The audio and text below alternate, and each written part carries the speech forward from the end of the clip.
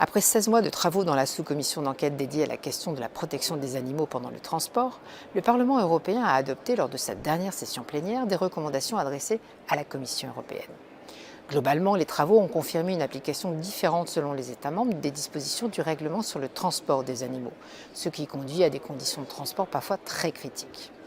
Sans grande surprise, le Parlement européen encourage la Commission européenne à réviser le règlement de 2005, à présenter d'urgence, c'est-à-dire d'ici 2023, un plan d'action, et à entamer une transition équitable vers un système plus efficace, plus économique et surtout plus éthique.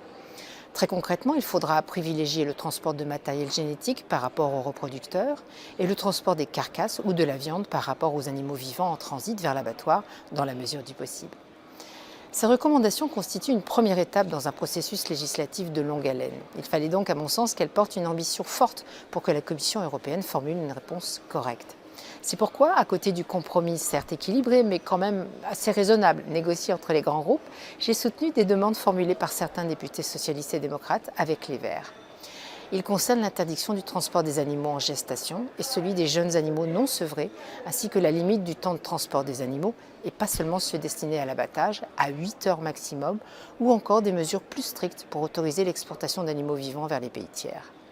Ces dispositions ont finalement disparu de la version finale, mais que j'ai quand même soutenue, car elles exigent un certain nombre de progrès sans se satisfaire du statu quo.